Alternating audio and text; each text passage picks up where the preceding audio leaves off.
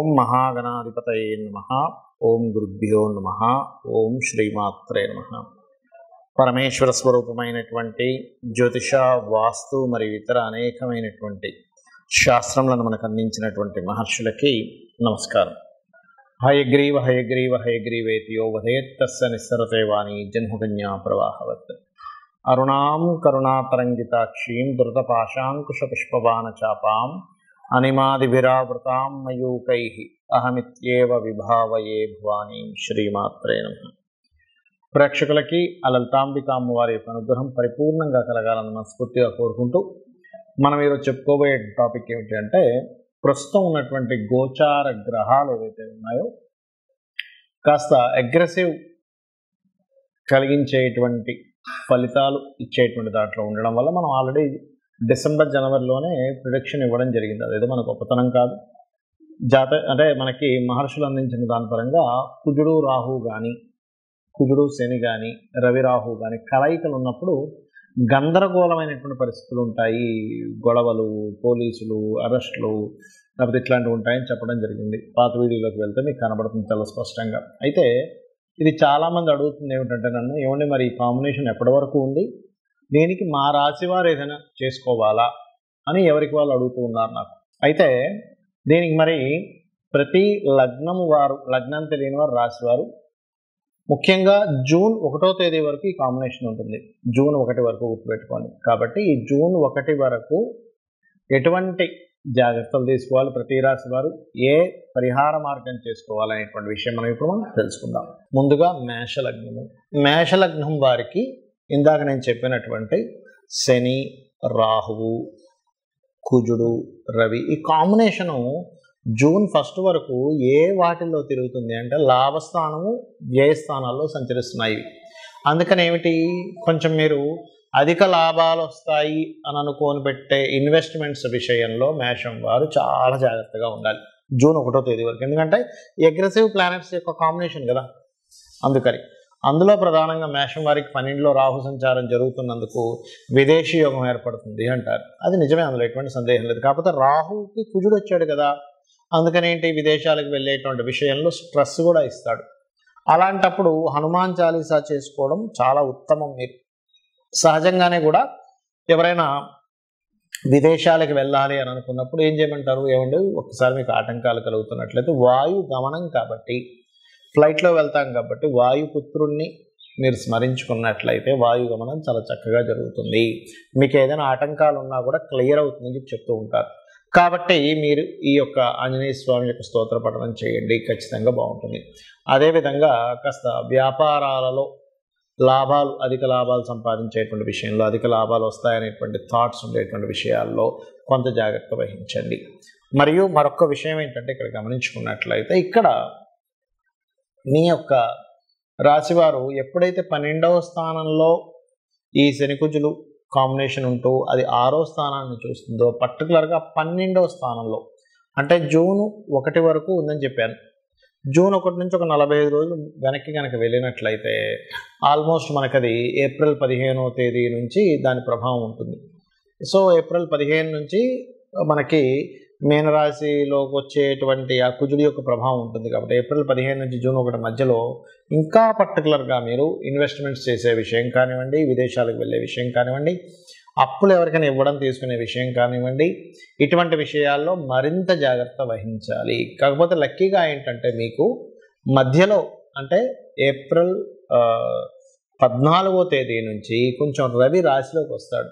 ఎప్పుడైతే రవి రాశిలోకి వస్తాడో పంచమాధిపతి రావడం వల్ల మీకు కొంచెం ఊరటని, ఒక సంకల్పం చేసుకోవడం వల్ల ఒక అద్భుతమైనటువంటి శక్తిని రవి వచ్చిస్తాడు మీకు.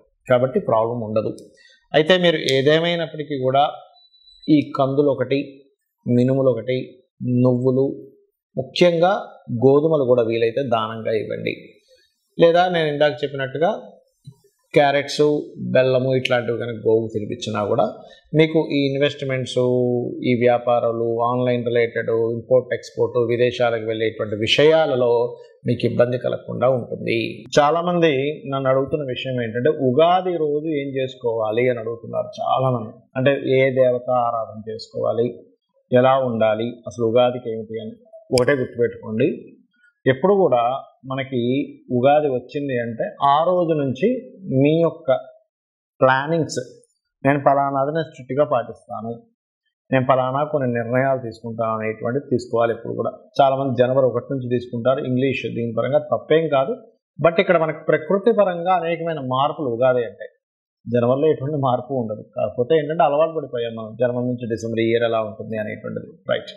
అయితే మీరు తీసుకునేటువంటి నిర్ణయాన్ని భగవంతుల ముందు కూర్చొని సంకల్పం చేసుకుని, స్వామి లేదా అమ్మవారు అయితే అమ్మవారు, స్వామి అయితే స్వామి ముందు కూర్చొని, ఈశ్వరుడే అనుకోండి, నారాయణుడే అనుకోండి, కూర్చొని నేను ఈ రోజు నుంచి నేను ఫలానా వ్యసనాలు ఏమైనా ఉంటే వదిలేస్తున్నాను, ఏదైనా కామ క్రోధాది సంబంధించిన వికారాలు ఉంటే నేను వదిలేస్తున్నాను. ఎందుకంటే నేను ప్రత్యేకంగా క్రోధ సంబంధించిన ఎందుకు చెప్తున్నానంటే ఈ క్రోధీనామ సంవత్సరం అంటారు. అంటే ఏమిటి, ఒకరి మీద ఒకరు ద్వేషాలు, కోపాలు, గొడవలు ఇవి ఇచ్చేటువంటి సంబంధం ఉంటుంది. బికాజ్ ఆఫ్ ఈ ఉగాది మంగళవారం వస్తుంది. మంగళుడు అంటే కుజుడు. కుజుడు సహజంగానే ఉగాది వచ్చే సమయానికి పాపగ్రహాలతో కలిసి ఉంటున్నాడు. కాబట్టి ఒకరి మీద ఒకరికి కోపాలు, ద్వేషాలు, గొడవలు ఇవి ఎక్కువగా ఉండే సంవత్సరం అంటారు. అందుకని వీలున్నంత మట్టుకు ఈ సంవత్సరం అంతా కూడా చండీ హోమం చేసుకోవడం కానీ, లేకపోతే మీరు శివ అభిషేకం చేసుకోవడం కానీ, ఏమంటే నువ్వు ఫలానా దగ్గర చేస్తున్నారు వెళ్ళాలంటే వెళ్ళండి, లేదు అలా కాదు ఇంట్లో కూర్చొని నాకు చేసుకునే అవుతుంది, చక్కగా ఇంట్లో కూర్చొని చేసుకోండి. అభిషేకం కానివ్వండి, హోమం కానివ్వండి, ఏదైనా కానివ్వండి. మరి అది చేసుకోలేని స్థితిలో ఉన్నానండి, నాకు ఎలాగా, నాకు అన్ని డబ్బులు నేను కట్టలేను, చాలా కాస్ట్కి సంబంధించినవి, ఏమీ టెన్షన్ పడద్దు. చక్కగా ధ్యానంలో కూర్చొని మీరు హోమం చేస్తున్నట్టుగా ధ్యానంలో ఉండండి. ఆటోమేటిక్గా హోమం చేసిన ఫలితం అంటే మీరు స్థితి కట్టలేని స్థితిలో ఉన్నవారు, ఆల్రెడీ ధనం ఉంది, బోర్డు వేలు లక్షలు సంపాదిస్తున్నాను, నేను అలా కూర్చుంటానంటే కాదు. ఎందుకంటే మీ వల్ల నలుగురికి ఉపయోగం ఉండాలి కాబట్టి ఆ రకంగా ఒకటి చేసుకోండి. అలాగే ఉగాది రోజు ఖచ్చితంగా మీరు ఆలయానికి వెళ్ళడం నేర్చుకోండి. ఉగాది పచ్చడి ఎలాగో ఇంట్లో చేసుకుంటాం, ఇంట్లో పూజ చేసుకుంటాం, ఆలయానికి వెళ్ళడం, ఏదైనా ఒక మంచి పూజ చేయించుకోవడం ఏమవుతుందంటే ఆ రోజు నుంచి మీ యొక్క అభివృద్ధి అనేటువంటిది బాగుండడం జరుగుతుంది. ఆ యొక్క క్రతువు ఏదైతే మీరు ఇంట్లో సత్యనారాయణ వ్రతమే అనుకోండి, చండీ హోమమే అనుకోండి, అభిషేకమే అనుకోండి, లేకపోతే ఓ 10 మందికి చక్కగా అన్నదానమైనా చేయొచ్చు. అంటే ఒక మంచి పని, మీ వల్ల 10 మంది పేదలకి ఆకలి తీరింది, ఇదొక పుణ్యంగా మారుతుంది.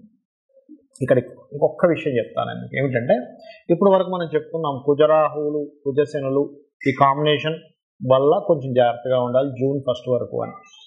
అయితే దీనికి పర్టికులర్గా ఏంటంటే ఈ కాంబినేషను వల్ల మీ పర్సనల్ చార్ట్లో కూడా ఇటువంటి కాంబినేషన్ ఏదైనా ఉంటే, అంటే మీ జాతకంలో శని కుజులు కలిసి ఉన్నారండి, శని రవి కలిసి ఉన్నారు, లేదా రాహు రవి కలిసి ఉన్నారు అన్నప్పుడు మీ జాతకంలో చూసుకుంటే కనబడుతుంది.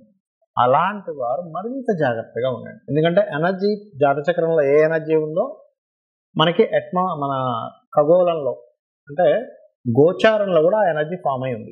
అప్పుడు ఏమవుతుంది, సేమ్ ఎనర్జీ మన జన్మజాతకంలోని గోచారంలో ఫామ్ అయినప్పుడు ఆ ఎనర్జీస్ పెరుగుతాయి. అంటే అలాంటి వాళ్ళు ఎటువంటి జాగ్రత్తలు తీసుకోవాలో చెప్తాను. కోపం పెరుగుతుంది తెలియకుండా, మనిషికి చిన్న చిన్న విషయాలకి కోపగిస్తూ ఉంటాడు. దాన్ని కొంచెం అర్థం చేసుకొని దాన్ని తగ్గించుకోండి. అలాగే రెండవది ఏమిటంటే కొంచెం బీపీ లెవెల్స్ ఉన్నటువంటి వారు కొంత జాగ్రత్తగా ఉండండి. మీ జన్మజాతకంలో కనుక స్మూత్ అంటే కూల్గా ఉండేటువంటి స్వభావం ఉన్న గ్రహాల యొక్క దశలు కనుక నడుస్తున్నాయని కూడా అప్పుడు ఏమీ కాదు. అంటే ఎవరు బుధదశ కానీ, శుక్రదశ కానీ, గురుదశ కానీ, చంద్రమహర్దశ కానీ ఇలాంటి దశలు నడుస్తుంటే ఏమీ అవ్వదు.